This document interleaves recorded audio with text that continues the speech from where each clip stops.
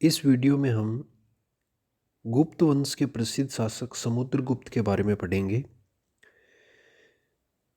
समुद्रगुप्त की प्रसिद्ध उपाधि परक्रमांक थी। समुद्रगुप्त की प्रसिद्ध उपाधि परक्रमांक थी।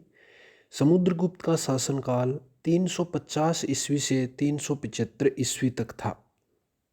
समुद्रगुप्त का शासनकाल 350 ईस्वी से लेकर 375 ईस्वी तक था।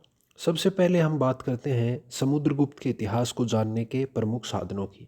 उनमें सबसे पहले बात करते हैं प्रयाग प्रशस्ति की। प्रयाग प्रशस्ति को इलाहाबाद स्तंभलेख भी कहा जाता है।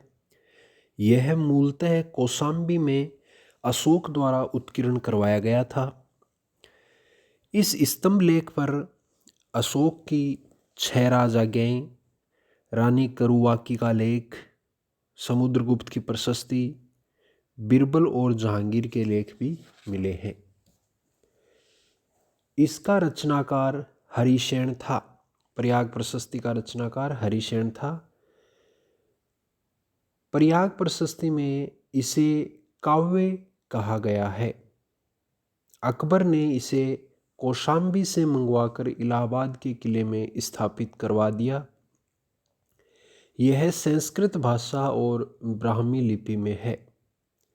यह संस्कृत की चंपू शैली का सुंदर उदाहरण है। प्रयाग प्रशस्ति से हमें समुद्रगुप्त की दिग्विजय का उद्देश्य, उसके आर्यावर्त के प्रथम युद्ध के बारे में, दक्षिणापथ अभियान के बारे में, आर्यावर्त के द्वितीय युद्ध के बारे में, आठवीं राज्यों की विजय के बारे में, प्रत्यंत या सीमावर्ती राज्यों की विजय के बारे में, और इसके अलावा विदेशी शक्तियों पर उसने जो विजय प्राप्त की उनके बारे में उल्लेख है। दूसरे स्रोत की हम बात करते हैं ऐरण अभिलेख, जो कि मध्य प्रदेश से प्राप्त हुआ है। इसमें समुद्रगुप्त को पृथु तथा राघव आदि राजाओं से बढ़कर दानी कहा गया है, जो प्रसन्न होने पर कुबेर और रुष्ट होने पर यमराज के समान था। ऐरण अभिलेख में समुद्रगुप्त की पत्नी का नाम हमें दत्त देवी मिलता है। इसके अलावा अन्य साधनों की बात करें तो हम देखते हैं कि समुद्रगुप्त की 6 प्रकार की जो स्वर्ण मुद्राएं हैं उनसे भी हमें समुद्रगुप्त के बारे में जानकारियां प्राप्त होती हैं। वो 6 मुद्राएं अलग अलग प्रकार की हैं। जैसे गरुड़ प्रकार की मुद्राएं हैं, वो उसकी नाग विजय की सूचक है, नाग शासकों पर विजय की सूचक। अश्वमेध प्रकार की मुद्राएं हैं, वो अश्वमेध किए जाने का प्रमाण है। व्याघ्र हनन प्रकार की मुद्राएं हैं, वो उसकी गंगा घाटी के विजय का सूचक है। वीणावादन प्रकार की जो मुद्राएं हैं वो उसके संगीत प्रेमी होने की सूचना देती हैं।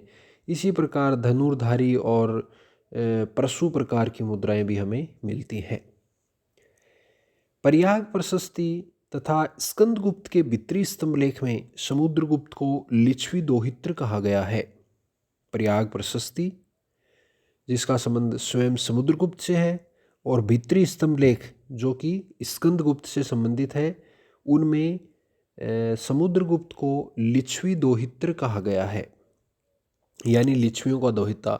जो कि अब इसको लिच्छवी दोहित्र कहा गया है तो ये बात प्रमाणित होती है कि चंद्रगुप्त प्रथम का विवाह है वो लिच्छवी राजकुमारी के साथ हुआ था। लिच्छवी राजकुमारी कुमार देवी के साथ चंद्रगुप्त प्रथम का विवाह हुआ और उस विवाह के फलस्वरूप समुद्रगुप्त पैदा हुआ। इस प्रकार हम कह सकते हैं कि इस समुद्रगुप्त है वो गुप्त और लिच्छवी साम्राज्य दोनों का ही वैधानिक उत्तराधिकारी था।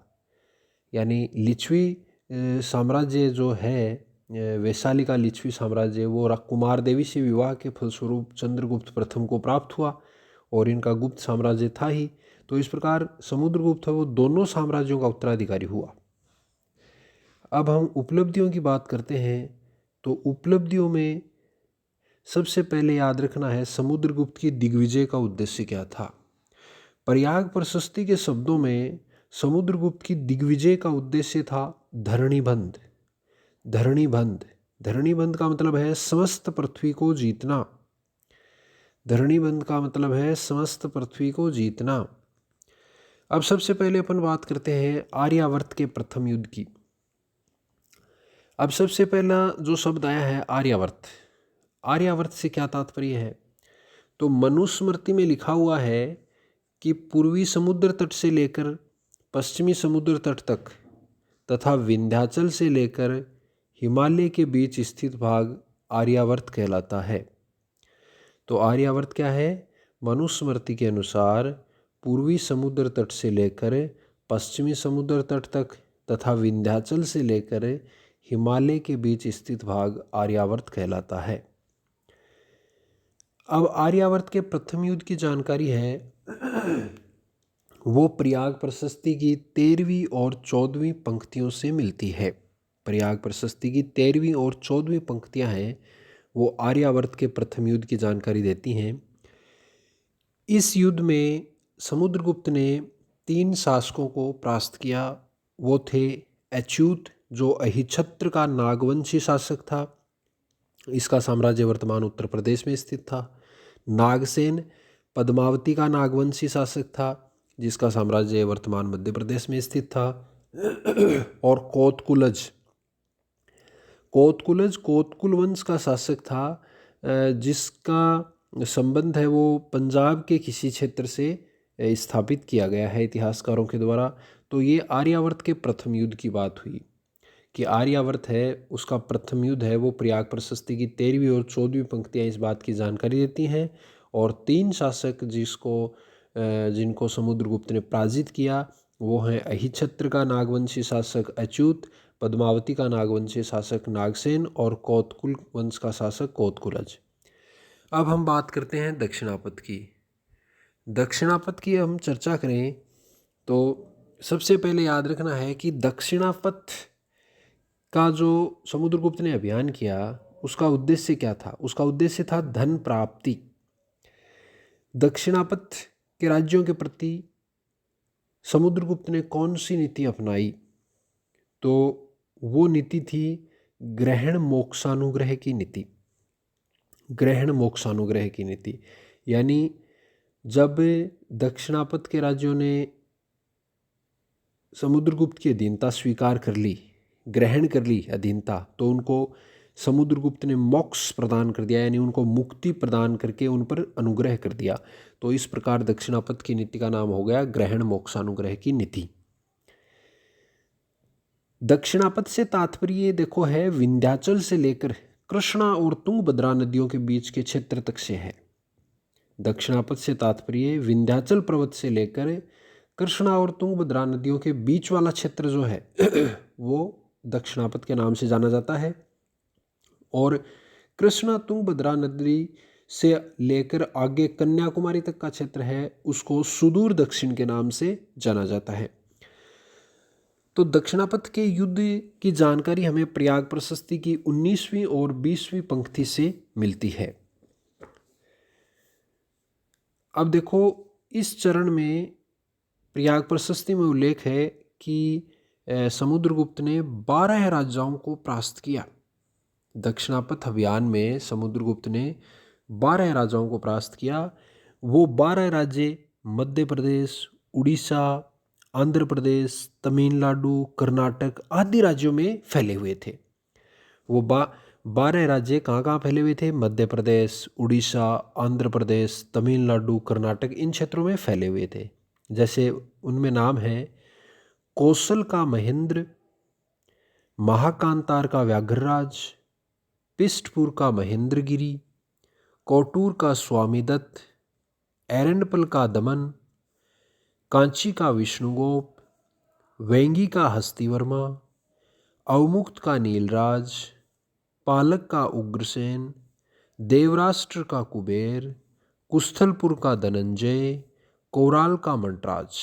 तो ये 12 राज्यों और उनके राजाओं का उल्लेख है जिन्होंने समुद्रगुप्त की अधीनता स्वीकार की थी। एक बार मैं वापस नाम रिपीट कर रहा हूँ। पहले मैं नाम बोलूँगा राज्य का और उसके बाद वहाँ के राजा का। कौशल का महेंद्र, महाकांतार का व्याघ्रराज, पिष्टपुर का महेंद्रगिरी, कोटूर का स्वामीदत्त, एरंडपल का दमन, कांची का विष्णुगोप, वेंगी का हस्तिवर्मा, अवमुक्त का नीलराज, पालक का उग्रसेन, देवराष्ट्र का कुबेर, कुस्थलपुर का धनंजय और कोराल का मंटराज। इस प्रकार हमने समुद्रगुप्त की उपलब्धियों में आर्यावर्त के प्रथम युद्ध और दक्षिणापथ के युद्ध हैं उसको पढ़ा है। तो आर्यावर्त के प्रथम युद्ध में उसने 3 शासकों को परास्त किया और दक्षिणापथ में 12 शासकों को परास्त किया। आर्यावर्त के युद्ध में उसने शासकों को परास्त किया था अपना साम्राज्य विस्तार करने के लिए, और जबकि दक्षिणापथ के राज्यों के विरुद्ध उसने युद्ध किया धन प्राप्ति के लिए। तो आगे की और जो उपलब्धियां हैं समुद्रगुप्त की वो हम अगले वीडियो में पढ़ेंगे। धन्यवाद।